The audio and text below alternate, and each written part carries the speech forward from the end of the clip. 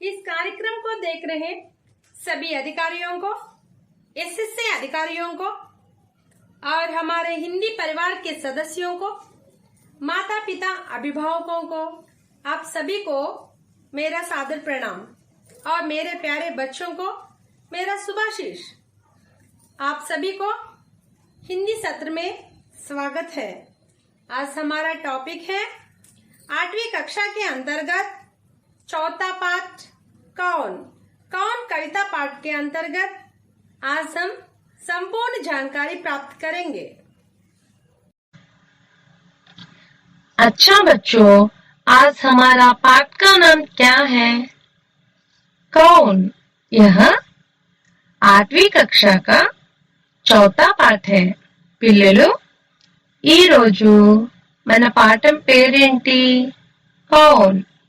ఇది 8వ తరగతి యొక్క 4వ పాఠము। नेक्स्ट। और यह एक कविता पाठ भी है। आज हम इस कविता पाठ का संपूर्ण जानकारी प्राप्त करेंगे। పిల్లలు ఇది అంటే కౌన్ అనేది ఒక కవితా పాఠం కూడా। మరి మనము ఈ రోజు ఈ కవితా పాఠం గురించి పూర్తిగా తెలుసుకుందాము। बच्चों, इस चित्र को देखिए। यहाँ पे कौन पाठ का नाम है ना, और भी यहाँ पे एक चिन्ह है। कौन सा? प्रश्नार्थक चिन्ह है। तो यहाँ पे कौन कहकर एक प्रश्न किया जा रहा है। तो పిల్లలు ఇక్కడ కౌన్ అని ఒక క్వశ్చన్ మార్క్ సింబల్ ఉంది। ఈ క్వశ్చన్ అడుగుతున్నారన్నమాట। అయితే ఈ క్వశ్చన్ ఏం అడుగుతున్నారు, ఎవరు అడుగుతున్నారు, ఎవరిని అడుగుతున్నారు, ఇదంతా మనం లెసన్ లోకి వెళ్ళి తెలుసుకుందామా। नेक्स्ट। अच्छा बच्चों, कौन माने क्या है? कौन माने क्या है बताइए। कौन माने इंग्लिश में हु कहते हैं और तेलुगु में ఎవరు। कौन అని అంటున్నారు। ఏంటబ్బా కౌన్ అని అనుకుంటున్నారా? కౌన్ అంటే హు, అంటే తెలుగులో ఎవరు। మరి ఎవరు ఏంటి అని తెలుసుకుందామా।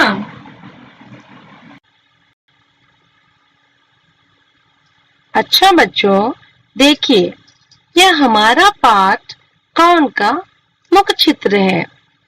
सोचो बोलो के अंतर्गत इस चित्र को ध्यान से देखिए और प्रश्नों का उत्तर दीजिए। पहला प्रश्न।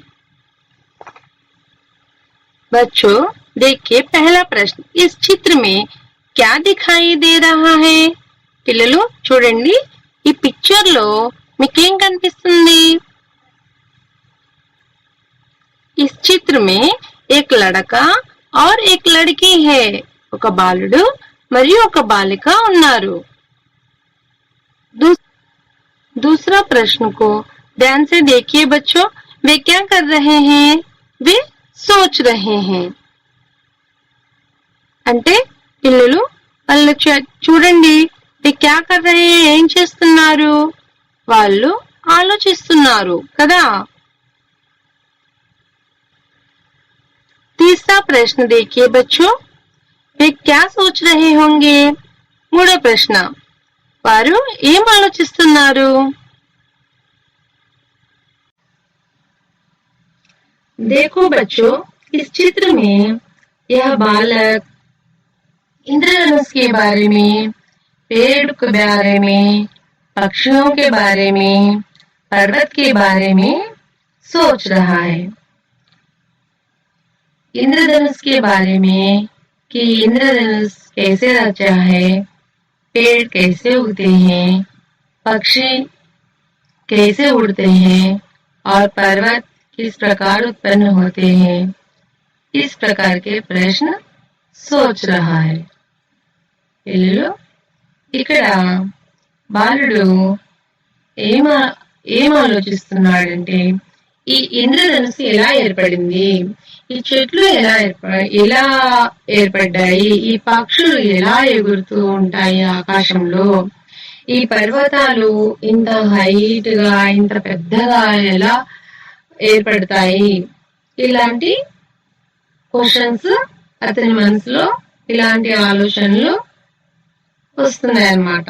చిన్నపిల్లలకు మామూలుగానే ఇలాంటి ఆలోచనలు వస్తూ ఉంటాయి కదా. మామూలుగా సూర్యుడు ఎలా ఉదయిస్తాడు, అబ్బాయి ఇంద్రధనుస్సు ఇన్ని కలర్స్ లో ఎలా ఏర్పడుతుంది, ఈ ఆకాశం ఇంత పెద్దగా అసలు ఆకాశం ఎలా ఏర్పడుతుంది, ఇలాంటివి డౌట్స్ పిల్లలు అడుగుతూ ఉంటారు. देखो बच्चों, इस चित्र में लड़की सूरज के बारे में, झरना के बारे में और बादल के बारे में सोच रही है। क्या सोच रही है? ये सूरज कैसे उगता है, ये झरना कैसे बहती है, ये बादल कैसे उत्पन्न होता है, किस प्रकार सोच रही होगी కదా పిల్లలు. ఇక్కడ ఈ అమ్మాయి సూర్యుడి గురించి, జలపాతం గురించి మరియు బాదల్ మేఘాల గురించి ఆలోచిస్తుంది అన్నమాట. అంటే ఏమని ఆలోచిస్తూ ఉండవచ్చు.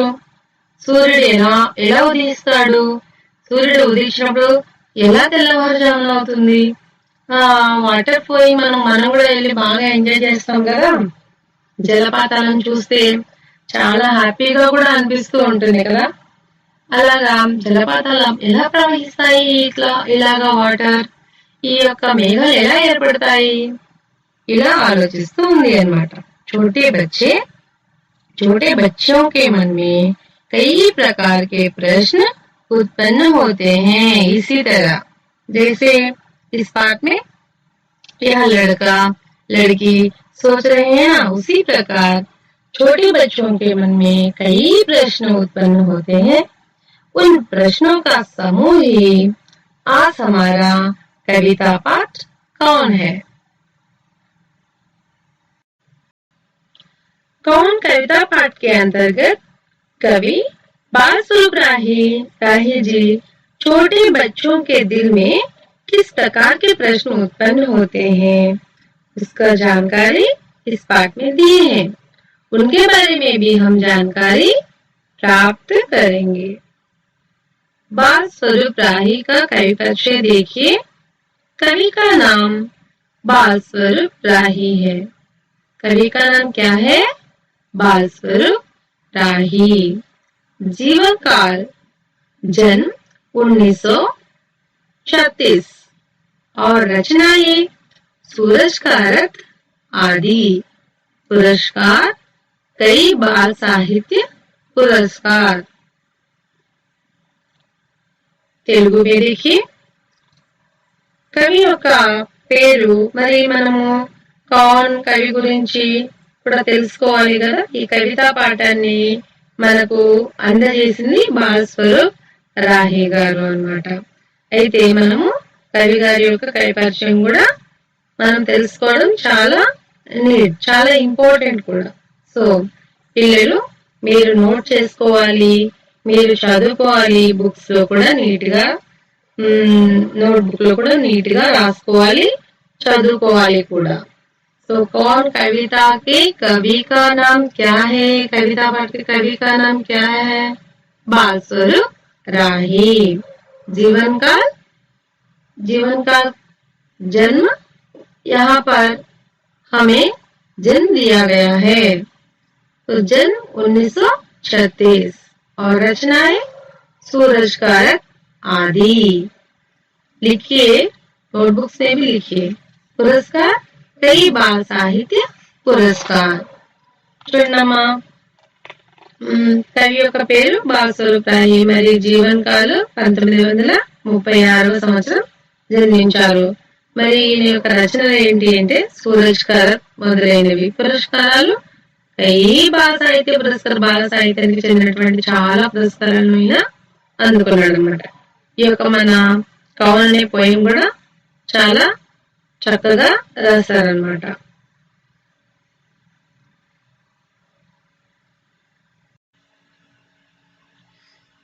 बच्चों, इस चित्र में देखिए, यह चित्र कैसा है? एक प्रश्नार्थक चिन्ह है कि नहीं? देखिए, इस प्रश्नार्थक चिन्ह के अंतर्गत भी चित्र दिए गए हैं.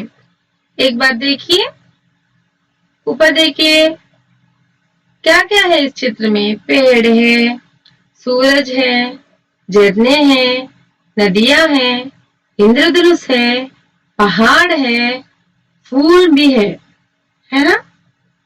अच्छा, अब इस कविता पाठ को हम पढ़ेंगे. मैं इस कविता पाठ को एक बार 2 बार पढ़कर सुनाऊंगी. आप भी मेरे साथ सीखिए. एक पोयम है ना, इसलिए सीखना అనివార్య है. పిల్లలు, ఇది ఒక పోయం కాబట్టి మీరందరూ కూడా, ఇది ఒక కవిత కాబట్టి మీరందరూ కూడా ఈ పోయం ని నేర్చుకోవాలి. ఈ యొక్క చిత్రంలో చూసినట్టయితే ఒక క్వశ్చన్ మార్క్ లో మనకి కొన్ని చిత్రాలు ఇవ్వబడ్డాయి. ఇందులో ఏమున్నాయి చూసారా? చెట్లు, మేఘాలు, ఆకాశం, సూర్యుడు, పువ్వులు, ఇంద్రధనుస్సు, పక్షులు, కొండలు ఉన్నాయి కదా. మరి పోయం కూడా మనం నేర్చుకోవాలి, రాసుకోవాలి. మీరు చెప్తూనే ఉన్నా నేను, ఖచ్చితంగా నోట్స్ మీరు ఖచ్చితంగా రాసుకోవాలి. రాసుకోండి, నేర్చుకోండి కవిత. ఓకేమా? మరి రెడీనా? ఓకే, చూడండి.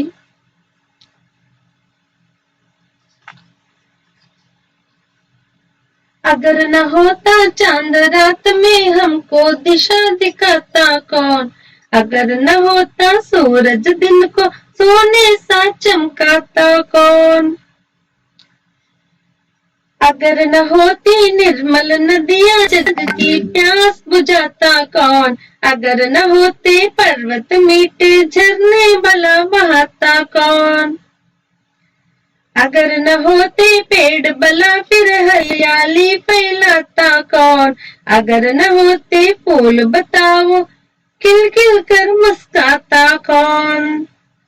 अगर न होते बादल नभ में इंद्रधनुष रच पाता कौन? अगर न होते हम तो बोलो ये सब प्रश्न उठाता कौन? మళ్ళీ ఒకసారి చూసుకోండి. अगर न होता चांद रात में हमको दिशा दिखाता कौन? अगर न होता सूरज दिन को सोने सा चमकाता कौन? Next stanza. अगर न होती निर्मल नदियां जग की प्यास बुझाता कौन? अगर न होते पर्वत मीठे झरने भला बहाता कौन? नेक्स्ट तीसरा. अगर न होते पेड़ भला फिर हरियाली फैलाता कौन? अगर न होते फूल बताओ खिल खिल कर मुस्काता कौन? नेक्स्ट.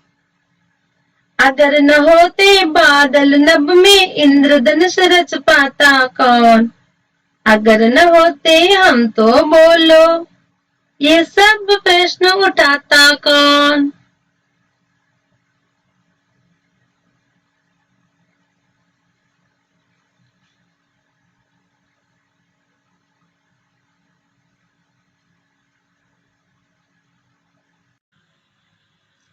देखो बच्चों, अब तक हम कविता पाठ को सुन चुके हैं. आप भी सीख लीजिए. अभी हम इस कविता पाठ के अंतर्गत पहला जो पंक्ति है उसमें जो भी कठिनार्थ शब्द है उसकी जानकारी प्राप्त करेंगे. आप भी अपनी उत्तर पुस्तिका में लिखिए. एक बार देखिए, पहली पंक्ति को देखिए. अगर न होता चांद रात में हमको दिशा दिखाता कौन? अगर न होता सूरज दिन को सोने सा चमकाता कौन? इसमें कठिन शब्द है अगर, चांद, रात, दिशा, सूरज। आपको मालूम है ना, इसमें आप सूरज को जानते हैं और चांद को भी जानते हैं। फिर भी हम इन शब्दों को इंग्लिश में क्या कहते हैं, तेलुगु में क्या कहते हैं, एक बार देखेंगे। देखिए, अगर माने क्या है, यदि। हिंदी में यदि, इंग्लिश में इफ। और इसे तेलुगु में क्या कहते हैं, ఒకవేళ। लिख लीजिए आप। दूसरा, चांद। चांद को भी हिंदी में चंद्रमा भी कहते हैं चांद को, और इंग्लिश में मून और तेलुगु में चंद्रुडु।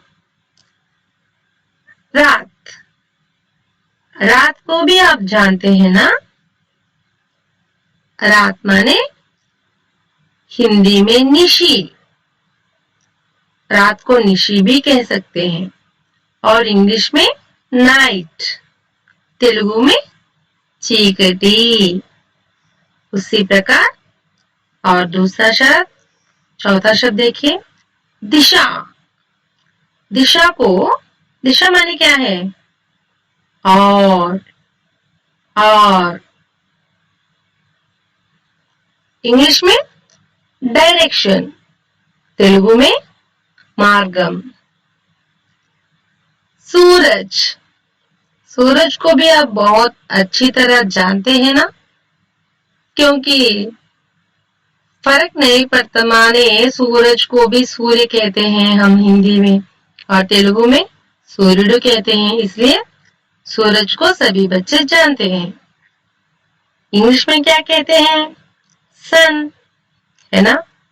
तो देखिए एक बार, अगर, चांद, रात, दिशा, सूरज।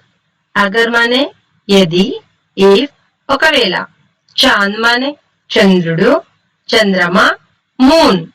रात माने निशी, नाइट, चीकटी। दिशा माने और, डायरेक्शन, मार्गम। सूरज माने सूर्य, सन, सूर्युडु। अभी हम कठिन शब्दों का जानकारी प्राप्त कर चुके हैं।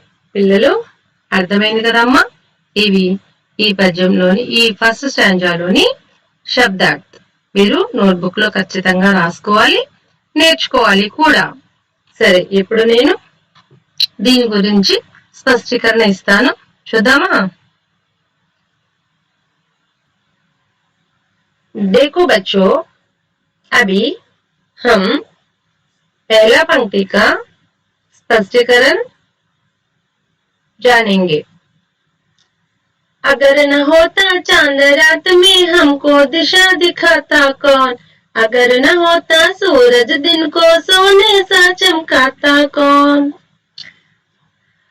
बच्चे यहाँ पे प्रश्न पूछ रहे हैं कि अगर न होता चांद रात में, चांद को तो आप जानते ही हैं, अभी शब्दार्थ में सीखे हैं ना। तो अगर न होता चांद रात में, अगर हमको रात में चांद नहीं होता तो हमको कौन दिशा दिखाता है ना। अभी तो पावर है, बिजली है, करंट है, इसलिए हम इसको समझ नहीं पा रहे हैं कि कितना इसकी रोशनी है, क्योंकि अभी बिजली है, करंट है, इसलिए। मगर तो सुबह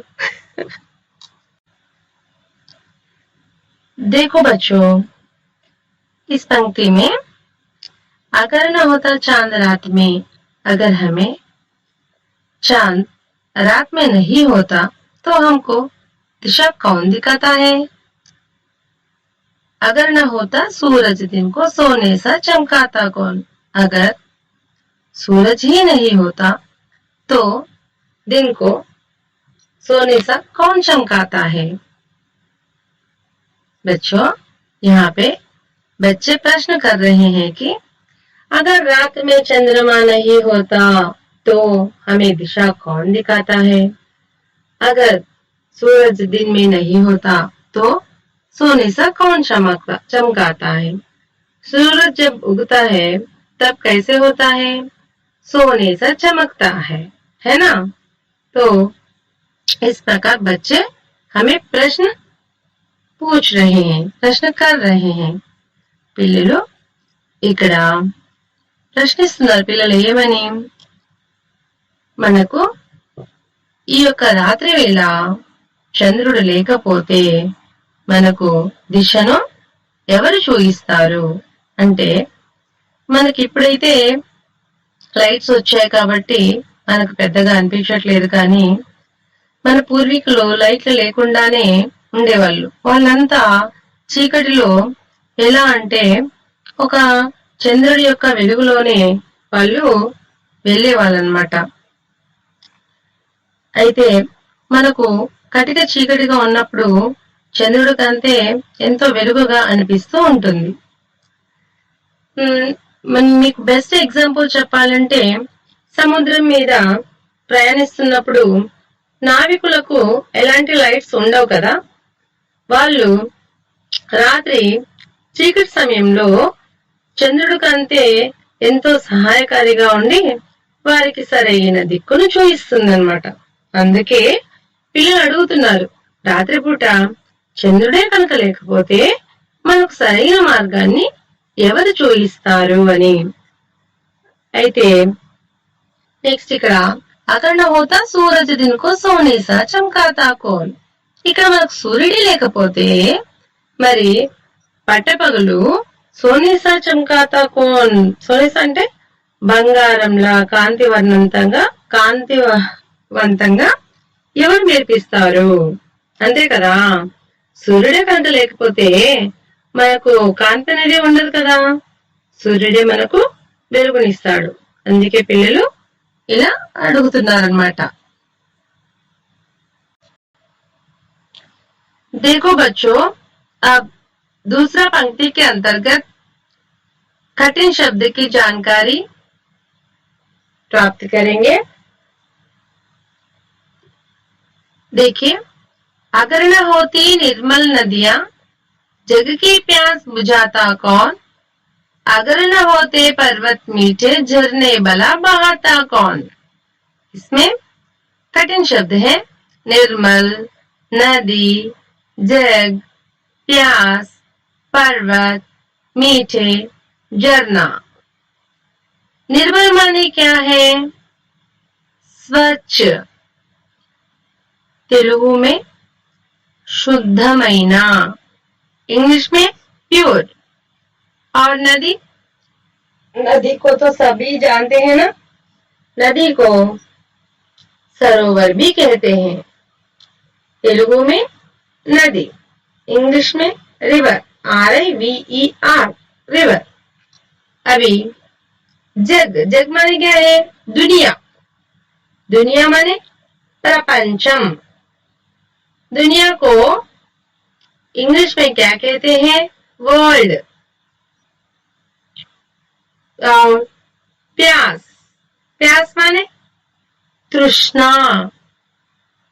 तेलुगु में दाहम, इंग्लिश में थर्स्ट, थर्स्ट. और पर्वत, पर्वत माने पहाड़, पर्वतम, माउंटेन. मीठे, मीठे माने मधुर. तेलुगु में तीयगा, इंग्लिश में स्वीट. झरना, झरना माने सेलएरू, इंग्लिश में वाटरफॉल. और ये सभी कठिन शब्दों का शब्दार्थ अपने उत्तर पुस्तिका में लिखिए और एक बार देखिए. निर्मल, स्वच्छ, शुद्धमैना, प्योर. नदी का शब्दार्थ सरोवर, नदी, रिवर. और जग का दुनिया, प्रपंचम, वर्ल्ड।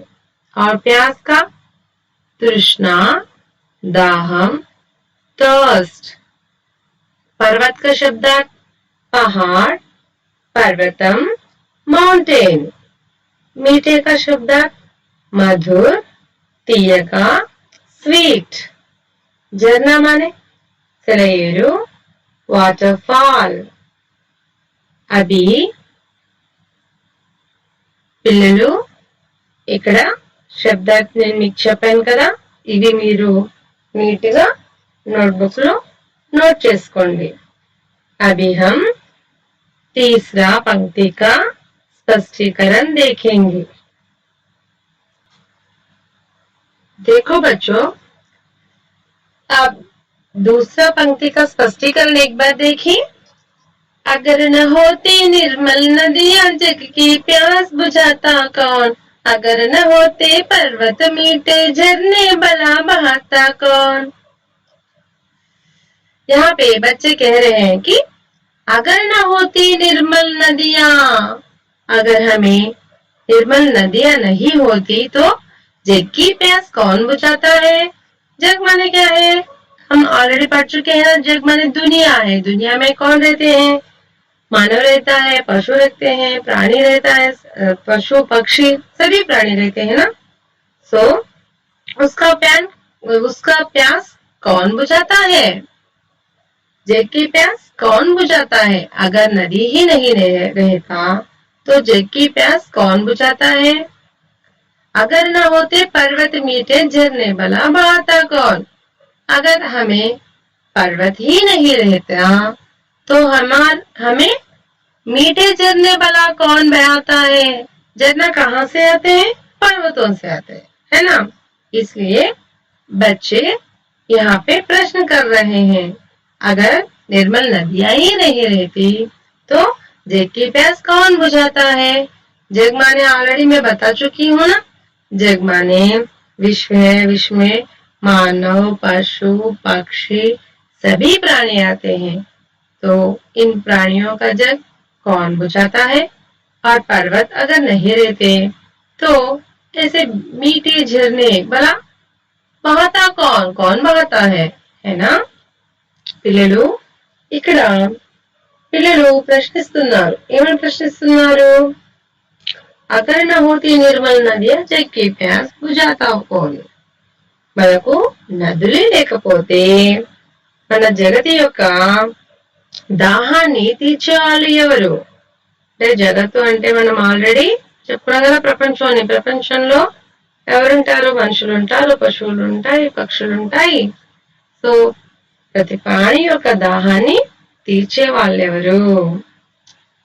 అగర్ न होते पर्वत मीठे झरने भला बहाता कौन, ఒకవేళ పర్వతాలే లేకపోతే మనకు అందమైన జలపాతాలన్నీ ఎక్కడి నుంచి ఉద్భవిస్తాయి కదా।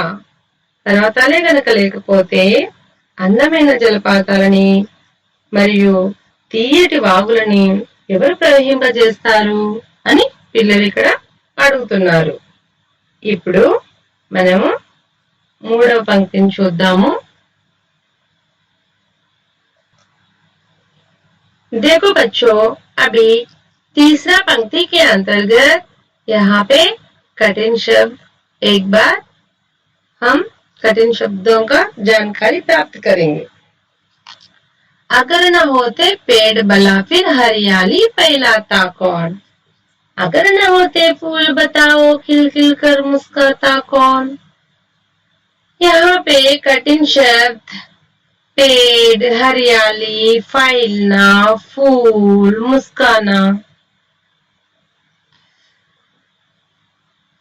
पेड़ माने क्या है, तरु, हिंदी में तरु और तेलुगु में चट्टू, इंग्लिश में ट्री। हरियाली माने क्या है, हरा भरा, तेलुगु में पचदनम, इंग्लिश में ग्रीनरी। फैलना माने विस्तार, विस्तार करना, व्यापिंचटम, स्प्रेड। फूल, फूल तो आप जानते ही हैं, फूल माने पुव्वुलु, पुष्प, फ्लावर्स। मुस्काना, मुस्काना माने क्या है? हंसना, तेलुगु में चिरुनव्वु, इंग्लिश में स्माइल। अभी और एक बार बताऊंगी, आप ध्यान से उत्तर पुस्तिका में लिखिए।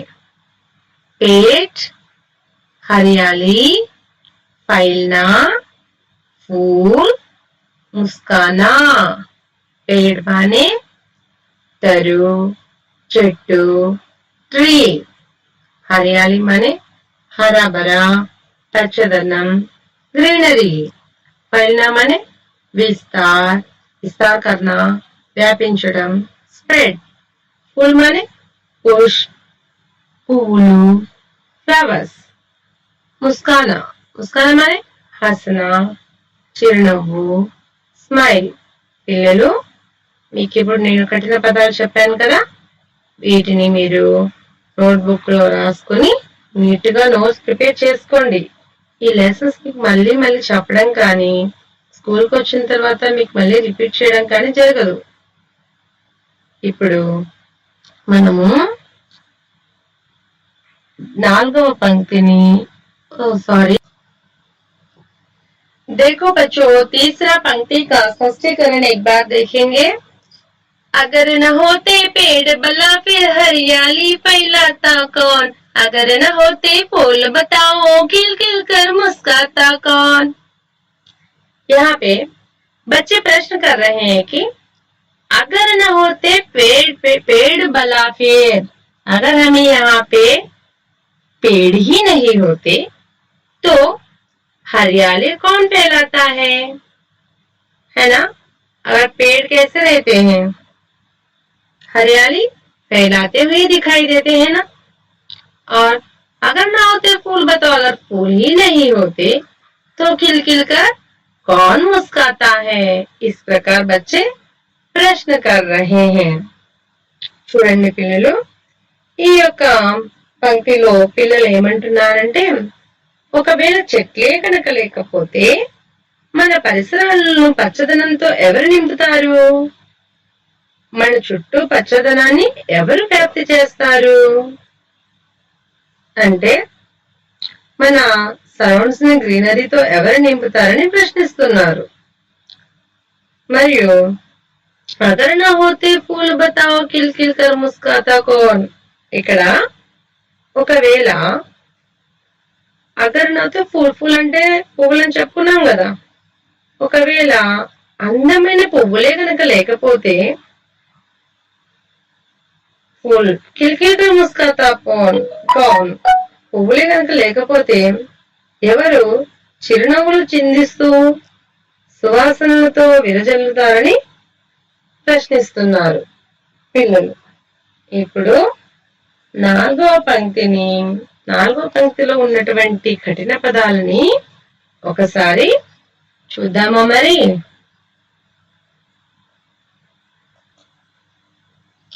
देखो बच्चों, इस पंक्ति में हम एक बार कठिन शब्द को देखेंगे, कठिन शब्दों की जानकारी प्राप्त करेंगे। अगर न होते बादल नभ में इंद्रधनुष रच पाता कौन, अगर न होते हम तो बोलो ये सब प्रश्न उठाता कौन। इसमें कठिन शब्द बादल, नभ, इंद्रधनुष, हम। बादल माने मेघ, मेघमु, क्लाउड्स। नभ आकाश, आकाशम, स्काई। इंद्रधनुष, इंद्रधनुस्सु, रेनबो। हम माने मेमु, वी। एक और बार देखिए, बादल, नभ, इंद्रधनुष, हम, इन शब्दों का शब्दार्थ नोटबुक में लिखिए। बादल माने मेघ, मेघमु, क्लाउड्स। नभ माने आकाश, आकाशम, స్కై. ఇంద్రధనుష్ మానే ఇంద్రధనుస్సు, రెయిన్బో. హమ్ మానే మేము, వి. ఈ కఠిన పదాలను మీ యొక్క నోట్బుక్ లో ఖచ్చితంగా రాసుకోండి. ఇప్పుడు ఈ పంక్తి యొక్క స్పష్టీకరణ చూద్దామా?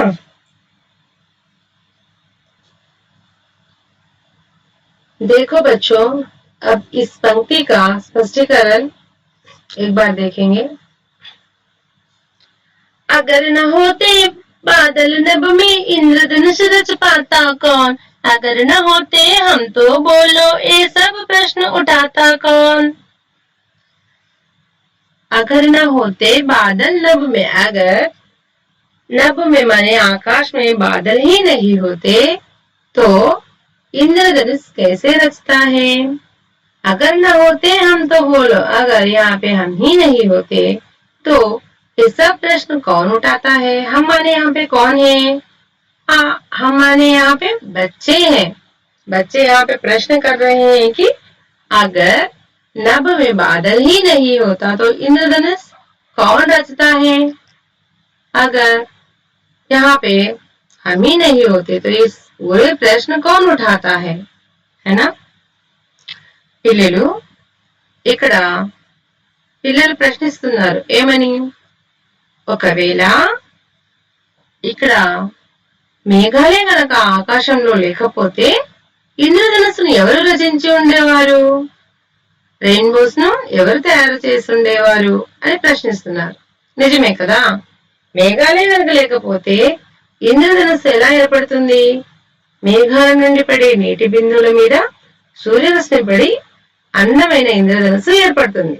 మరి నీటి బిందువులతో కూడిన మేఘాలే గనక లేకపోతే ఇది సాధ్యమవుతుందా? అవదు కదా. ఒకవేళ మేమే గనక లేకపోతే, అగర్ నా హోతే హమ్ తో బోలో ఏ సబ్ ప్రశ్న ఉఠాతా కౌన్ అన్నారు కదా. ఇక్కడ ఒకవేళ మేమే గనక లేకపోతే, మేమంటే ఎవరు ఇక్కడ? మీరు అంటే చిన్నపిల్లలు అన్నమాట.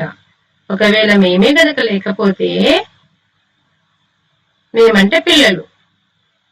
ఒకవేళ మేమే గనక లేకపోతే, పిల్లలే గనక లేకపోతే ఎవరి ప్రశ్నలన్నింటినీ అడుగుతారు?